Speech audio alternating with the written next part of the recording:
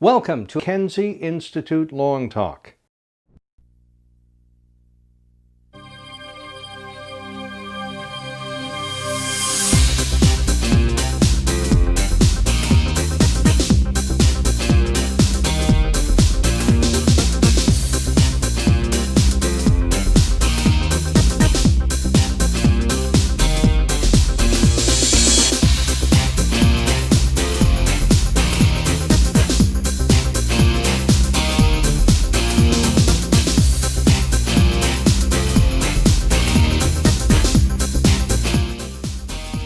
You know, your day began with risk. When you reached out for that cup of coffee, maybe you remembered the study from last week that says how dangerous coffee is for you. But then you remembered the study from 2 weeks ago that said how good coffee is for you and you drank it anyway. When you brushed your teeth, did you maybe let the tap run a little to get rid of the heavy metals that accumulated in the pipe overnight? Then you had to make a decision about whether to drive to work and pollute the atmosphere, or maybe walk and get some exercise but breathe in the smog. I mean, that's how our day goes. If you were contemplating your vacation while walking to work, maybe you wondered whether you should drive or fly. And you know, driving and flying are vastly different risk decisions. Maybe when you got into work, the boss said you got to write a crisis plan by next week. And that's where I come in. My name is Allan Bonner, and I'm in the risk, crisis, and disaster management business, and I'd be happy to help. When we decide to go out into the country, don't forget and get fresh air and get all this out of our minds. We get the fresh air, but we have to experience maybe the risk of Lyme disease and West Nile virus. So I think you'd agree that an ounce of prevention is worth talking about today. I mean prevention of risks with family, friends, and co-workers. Assessing and talking about risk, preventing and responding to crises. And I hope you'll agree at the end of our time together that an ounce of prevention is indeed worth a pound of cure. Now, we're all in the risk and crisis management business. When you hear these phrases in general conversation, oh, that's a risky business, I'm having a crisis today, whatever you do, don't call today, we're in crisis mode. People use these phrases all the time.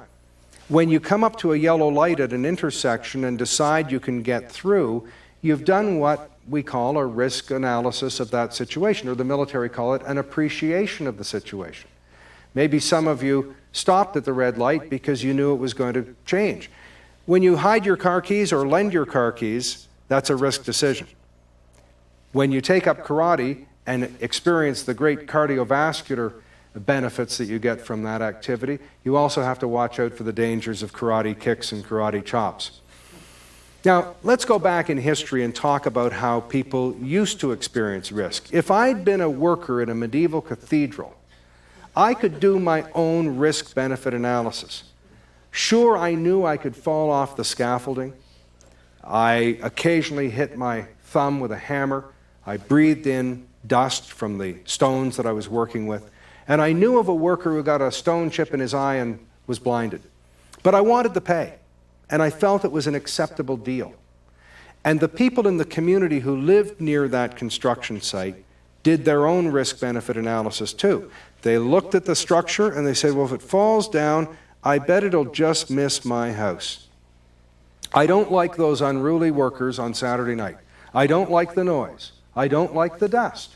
But frankly, I want to live in a community with a cathedral in it, so I'm going to put up with this. Simple stuff. Then, in the last part of the 19th century, 1883, Krakatoa erupted near Java. Now, this was such a huge volcanic eruption that it was heard and seen 6,000 miles away. In New York, 3 months later, the sunsets went red and stayed that way for 3 years.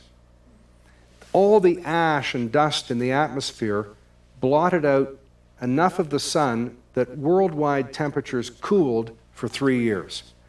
Now, people began to realize that we all live in the same world, much like the environmental agenda. We all live in the same world, breathe the same air, and are subject to the same risks. Like the Aboriginal agenda, think about how this is going to affect 7 generations out. So today, in the nuclear, chemical, biological, and terroristic age, we live in what some researchers call a risk society. I want to do a quick poll. How many have heard of the name Red Adair? Look at this, 4 or 5. It's usually not many people, but people have. He's a fairly famous oil well firefighter. He fought 117 oil well fires in the first Gulf War. Died a few years ago. They made a movie about him in 1968, starring, if you can believe it, John Wayne. It was called Hellfighters. Now, that's a crisis manager, a swashbuckling hero. If Red Adair had been a mild-mannered engineer who invented a flange that prevented oil wells from catching on fire, I don't think anybody would have made a movie about him and you wouldn't know his name. And that's one of the interesting problems in risk and crisis management. Prevention often goes unsung. Now, risk management should be in the car with you when you take a drive. It may not be uppermost in your mind, but 50,000 people die every year on the highways in North America. Perhaps you check the spare tire. Perhaps you take along some water in case of a breakdown and you need to drink it. You check the fluids in the car, extra clothes for a change of temperature, first aid kit, sunscreen, get the car tuned up, and take a map, of course. These days it's easier with global positioning, but you need to know where you are and where you're going. Risk management should go on vacation with you. You need to do what the military call an appreciation of the situation. Do your reconnaissance. How are you getting in and out of that place? Whatever you do, don't look like a tourist on the street. You know, the Bermuda shorts and the map pulled out, looking lost. It's kind of an invitation to get mugged. Have a safe plan. Have a backup plan. And have an alternate plan or an exit strategy if the airports or the bus stations are closed. Risk management should stay home with you as well, around your apartment, condo, at home. Another poll, how many keep a candle around the house in case of, not enough, in case of a power failure? Because, of course, that's the day that the batteries have also worn out in the flashlight. That's prudent. But perhaps you didn't know that candles were the #1 cause of house fires. They're very dangerous. Even those candles with citronella that you use to keep the bugs away in the backyard can catch things on fire. So we watch out for the candles. We clean out the dryer lint, throw out the oily rags in the garage and the basement, use locks, bolts, and lights. And maybe we make a deal with the neighbors to look in on the place or to share certain assets that are too expensive for either one of us to buy. That's all good risk and crisis management. We should all keep a little water and food on hand in the house in case we need to stay put for any reason.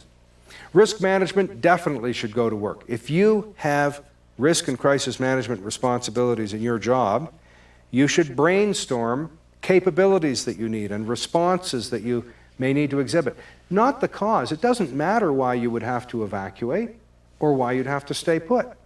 The real issue is, can you do it? You need an employee skills inventory. Who knows other cultures, religions, languages? Who owns a four-wheel drive vehicle? Who lives near the plant or the facility and can billet people? Who knows first aid? You can create mutual aid agreements with neighbors and even competitors so that you can still get raw materials and still ship goods. Maybe have an inventory of retired workers who can work half shifts and keep the plant going. There should be tasks, not job descriptions, in your crisis management plan. And you need to think like a perpetrator or a terrorist in order to combat those people. You need to look at your supply chain all over the world and see where the weak links are. Because if somebody gets sick in Asia, you can't stop production here. The lesson is, if you're a risk communicator, you can get the math, the science, the engineering, and the physics correct, but you can get the risk perception wrong and not achieve your goal.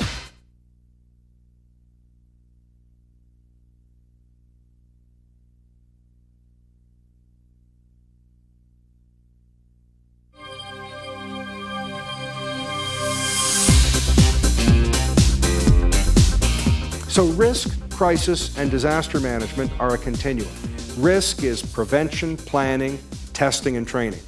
Crisis is response and recovery. And a disaster, very rare, like Krakatoa or Chernobyl, changes the world. Let's take a look at 2 case studies. Now, these things are practically ancient history now. They happened in the last part of the 20th century, but they are still in textbooks at reputable colleges and universities all over North America. The Tylenol poisonings and the Exxon Valdez oil spill. They're worth a second look tonight. Most people say the Tylenol poisonings were really well handled. The market was recaptured, profits continued to flow, the product was successfully relaunched. With the Exxon Valdez oil spill, the Exxon Corporation was said to be slow to react. There was environmental damage, birds, otters, and fish were dead. Let's take another look. 1982, 7 people died horrible deaths in the Chicago area when cyanide was found in the popular pain reliever Tylenol. The youngest victim was a 12-year-old girl. The other ages were 19 to 35, young people. There were numerous copycat cases afterwards. No one was ever convicted, and there are no doubt grieving relatives and friends to this day. Exxon Valdez, 1989, 10 million gallons of oil spilled in Prince William Sound. Thousands of otters dead, hundreds of thousands of birds dead. But think, there were no human deaths. It was not terrorism. There were fish catches in record numbers the year after and the year after that. Government scientists found it hard to find the oil 2 years later because, after all, oil is a naturally occurring product and it is biodegradable, and no species were ultimately affected. It may cause you to think differently about those two events, and that's the difference between risk and crisis management. Here's the special case, the day the world changed, 9/11. Those horrific pictures of the planes going into the World Trade Center. Think of all the different types of response we need to such an event. The police and military response is to cordon off an area, arrest, apprehend, do forensics, do investigations. The HR response is to recruit, retain, train, do performance appraisals.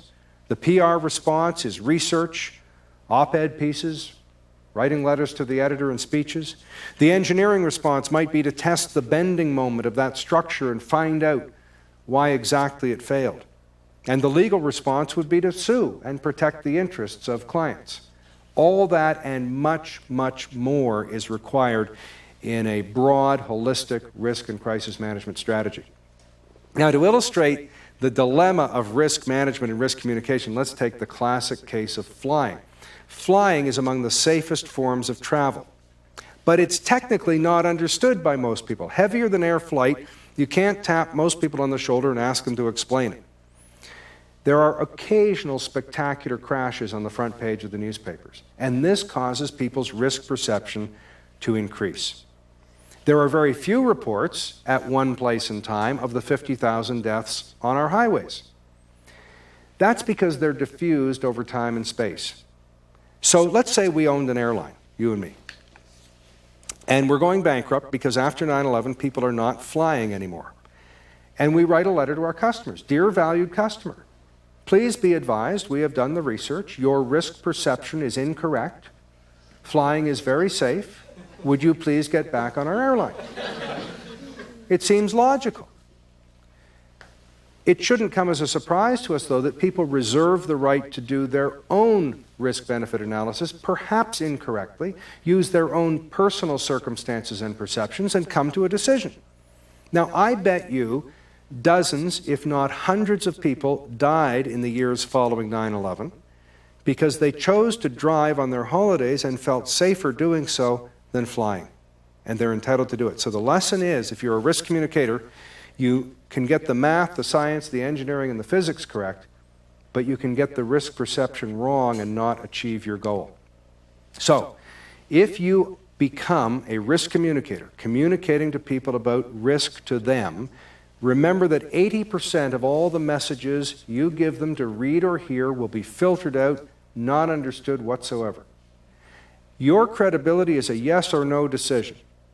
You don't get a second chance. The default position, if there's any ambiguity, is negative, and you are under intense scrutiny. Risk communication rules, N is greater than P. A negative is greater than a positive. Remember decades ago, U.S. President Richard Nixon saying, "I'm not a crook"? It's still remembered. Try to avoid negatives if at all possible. C equals E minus 4. Remember that formula. Communication is the education level achieved by the people you're speaking to minus 4 years. Average education in North America is about grade 12. Speak at the grade 8 level. If you're speaking to people with bachelor's degrees, speak at the grade 12 level, and so on. Oral communication is very inefficient and you have to make adjustments. You need to be short. Media clips are short. You maybe get a minute in a public meeting. Speeches should be less than 15 minutes. And sentences should be shorter than 18 words by actual study. People have trouble understanding sentences that are longer. Don't forget nonverbal risk communication. It's 50 to 75% of your impact. It overrides the verbal. We've known this for years. When you get one visual message, one verbal message, the visual predominates. Eye contact is vitally important. Open, double hand gestures, just like in a party. Look like you're involved and engaged. Lean forward a little. Put a pleasant look on your face. Don't use a podium. It's a barrier between you and the audience. You want agreement. You want signing on the dotted line. You want people to feel safer and calmer or to do certain things in a risk situation.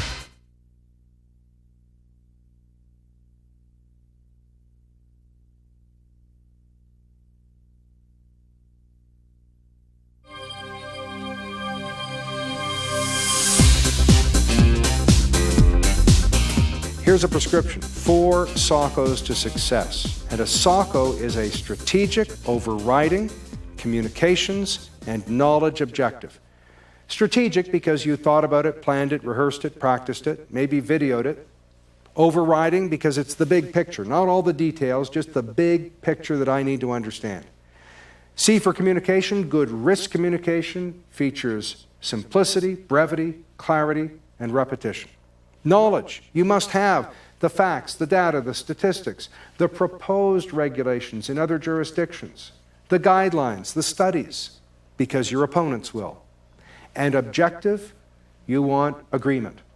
You want signing on the dotted line. You want people to feel safer and calmer or to do certain things in a risk situation. So if you can transmit 4 unanswered SOCOs credibly from a credible person, if you can engage in rapid response because it may be over in a matter of hours, if you can get workers and community leaders and elders on your side, trusted people, and if you can use multiple media, audio, visual, paper, including podcasting and blogs, then you've got a good hope of changing human perception and behavior. Here's the big dilemma in the risk business. We call it the challenger dilemma. There's that horrific picture of the spacecraft that exploded a few moments after takeoff. Imagine if you had been arguing against the launch. You're an engineer, you're a scientist, you're a weather expert even. Boy, you'd have a hard time because all the momentum was to launch. The media was there, food had been ordered, the astronauts' families were there, it was going to be televised, and you'd be a real stick in the mud to be arguing the other way. In fact, if you did get it canceled, you could probably never prove that that was a proper decision. So we lock our doors, we have a security system, we don't drive on the long weekend, we don't drink and drive, and we can rarely prove that we were correct. Risk often goes unrewarded. Yet there are 4 warnings. You know, the O-ring in the Challenger that burnt through and caused the explosion had been scorched several times before. And that was ample warning. 9/11, there had been a bomb in the World Trade Center years before. There had been academics writing about it. There had been a plane hit the largest building in New York when it was the Empire State Building. Someone tried to rent a plane one time to fly it into the White House. Someone actually landed a plane on the White House lawn. Aren't all those elements forewarning? Many people suggest that it is the building codes and locations in which we build, not the weather, the tsunamis, the tidal waves, the hurricanes, that cause all the damage. We have ample warning about holiday weekend traffic deaths and about the dangers of drinking and driving. Let's take a special case of fire. People remember the 2003 Rhode Island nightclub fire. Over 100 dead and injured. But you know this has been going on for a couple of hundred years with thousands of deaths. Just a few of them, the Iroquois Theater fire in Chicago in 1903, the Boston Coconut Grove nightclub fire, hundreds dead in each occasion. Go to your favorite restaurant or pub or nightclub today and look at where they store the extra chairs. It's at the emergency exit. Often they lock the door because they don't want patrons to skip out without buying a drink, and that can cause death. The other common things are very difficult exits flammable materials, and you have to be on guard for those things. Special topic, the pandemic. I would be remiss if I didn't mention this a bit. People remember or have read about the fact that there were 100 million people killed in the 1918-19 influenza pandemic. 1957, maybe 100,000. In 1968, another 34,000. Now, I don't like the statistics that I'm hearing because, frankly, people are making them up. It's very hard to extrapolate from that long ago to now, when the flu virus was not even isolated in a lab until the early 30s, with all the different hygiene techniques we have now. So I'm not going to predict that a pandemic will come, and I don't need to, because we still need to exhibit proper sanitation and cleanliness. Keep a social distance, about arm's length away. Wash hands 3 times a day. Don't touch the face. Use hand sanitizer at home, in the arenas, the office, and other public places. If you have to stay home with sick loved ones, don't go into work and spread the disease. Stock a bit of food and water at home so you can stay put. Get into the home delivery of supplies so you don't have to leave the house. In recent years, 2 million people have died from tuberculosis, 1 million from malaria, and almost every year 1.5 million people die in the world from regular flu. And all that can be lessened with just plain hygiene. Here are some innocent questions that I ask in my community, and I hope you'll go ask in yours. Where do we go if we have to evacuate? How many people per hour can you get out of this city? How long can we stay there, wherever you take us? How much food and water are you storing there? Who is pushing telecommuting so we don't have to come in to crowded offices and spread disease? Who is advocating distance education so our universities students can finish their years without spreading disease in crowded classrooms? Who is promoting mass transit, not just for ecological reasons, but as an evacuation tool? Who's getting into, in the Board of Trade and the Chambers of Commerce and the government, who's getting into the alternate supply and delivery chains so that we can keep our vital industries going? Who is it who is going to make the decision to take toys or bowling balls or some other unnecessary good or service off a truck or off a railway or airplane and put on medical supplies? Who has that authority in your community? Here are the top 10 risk rules for credible gestures and body language. Eye contact. Have your weight on both feet, shoulder width apart, 1 foot slightly in front of the other. Lean forward about 3 to 5 degrees from the waist and get into the communication. Tuck your chin slightly in, relax your shoulders. Use open double hand gestures with your palms showing. Be pleasant. Have your elbows at 90 degrees and show your solar plexus. Here are the top 10 rules of crisis management, which I hope you don't have to use. Act fast. Tell as few people as possible, as little as possible, as late as possible. Now that may be 5 minutes into it, but the rule still is as few, as little, as late. Be honest. Don't speculate. Start compiling fact sheets, company history, and other materials now. Apologize if warranted, 4 times, sincerely. Don't blame anybody for anything. Get big quickly, which means assemble the response team even if you don't deploy it, and the assets, and keep your stakeholders on side. Folks, it is my goal to have you stay safe with risk analysis, effective risk communication, the ounce of prevention that I hope you agree is worth a pound of cure, and rapid crisis response. Stay safe.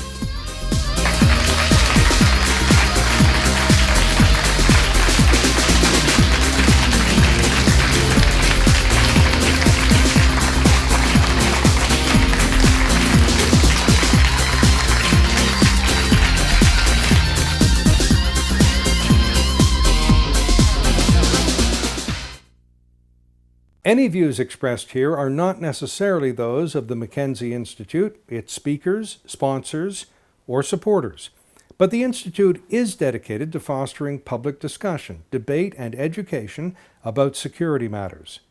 Google the Mackenzie Institute to join the discussion. The Mackenzie Institute is grateful to its sponsors and supporters. Some of our short pods and long talks are a result of the support of Heathbridge Capital Management Limited, the National Post, and Dundurn Publishing.